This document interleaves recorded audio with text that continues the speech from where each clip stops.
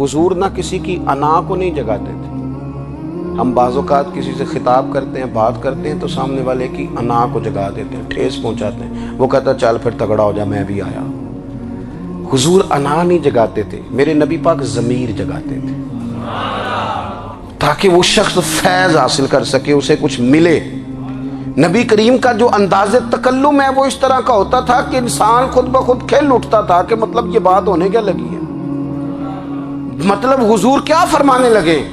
نبی کریم صلی اللہ تعالی علیہ وسلم ایک دن محبوب کریم نے صحابہ کے یہ حضور کی فصاحت و بلاغت دیکھے،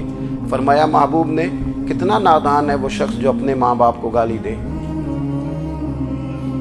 کھلی ہو گئی لوگوں کی آنکھیں،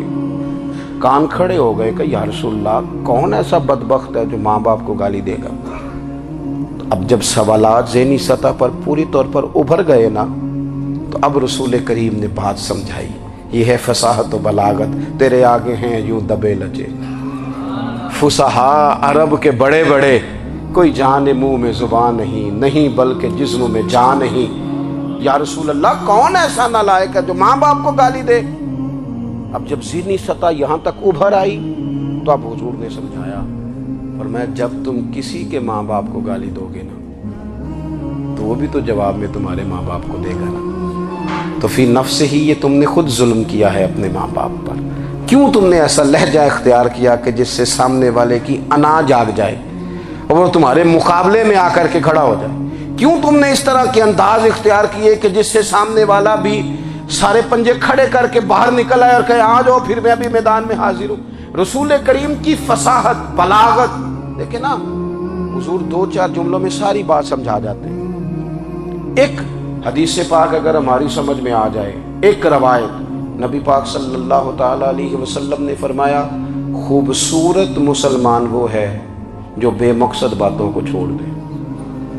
لو اس سے پوری زندگی سجائی جا سکتی ہے، ایک جملے سے پوری زندگی سواری جا سکتی ہے، کوئی لمبی چوڑی باتوں میں جانے کی ضرورت نہیں۔ کہا خوبصورت مسلمان یہ ہے جو بے مقصد باتوں کو چھوڑ دے، لا یعنی باتوں کو، کیا کہتے ہیں ہمارے دیہات کے لوگ، جڑے پنڈ جانا نہیں وہ دا راہ پوچھنے دی۔ لیکن آج کل لوگ باز آندے یعنی جس بات کا بالکل تعلق نہیں نا وہ بات بھی کرتے جاتے ہیں، جس کا شعبہ ہی نہیں وہ بھی چھلانگ لگا کے اس میں آ جاتا ہے۔ ہم اپنا وقت ضائع کرتے ہیں، اپنی صلاحیتیں ضائع کرتے ہیں، اپنا نقصان کرتے ہیں۔ ہم اپنا کام صحیح کر کے نہیں کرتے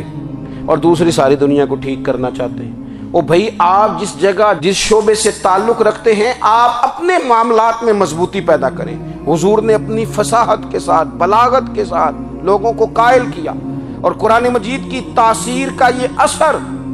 میرے کریم رسول نے دکھایا کہ رات کو جب حضور بیٹھ کے قرآن پاک پڑھتے تھے نا، جب یاسین والے نبی خود یاسین کی تلاوت کریں، جب طٰہٰ والے محبوب خود طٰہٰ کی تلاوت کریں، غور کرو نا، جب مدثر والے محبوب خود ان جملوں کو ادا کریں، یعنی جن کے بارے میں آیت آئی ہے جب وہی یہ آیت پڑھیں کہ انا اعطیناک الکوثر، یعنی جن کا ذکر ہو رہا ہے جب وہ یہ بات کریں کہ یا ایھا النبی انا ارسلناک شاہدا ومبشرا ونذیرا لتؤمنوا باللہ ورسولہ وتعزروہ وتوقروہ وتسبحوہ بکرۃ واصیلا، جن کے بارے میں آیت آئی ہے جب وہ یہ کہہ رہے ہوں کہ ورفعنا لک ذکرک، جب وہ کہہ رہے ہوں والضحیٰ واللیل اذا سجا، ذرا اس کیفیت کو دیکھیں جب محبوب خود پڑھ رہے ہوں، اور جو حضور پر آئی ہیں اس کا ذائقہ، اس کا لطف، اس کا انداز بھلا کیا ہوگا۔ حضور جب رات کو پڑھتے تھے نا قرآن پاک تو جو پکے کافر تھے نا، ابو جہل جیسے لوگ، وہ بھی جھاڑیوں میں چھپ چھپ کے مدینے والے کی تلاوت سنا کرتے تھے، حضور کی تلاوت سنا کرتے تھے۔ یہی بہتر ہے کہ پردوں میں وہ پردہ پوش رہے، وہ اگر پردے ہٹا دے تو کسے ہوش رہے۔ رسول کریم علیہ السلام کی تلاوت کا سننا، قریب جانا، یہ اعجاز ہے۔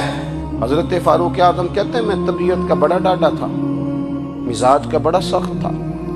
زندگی ہمیشہ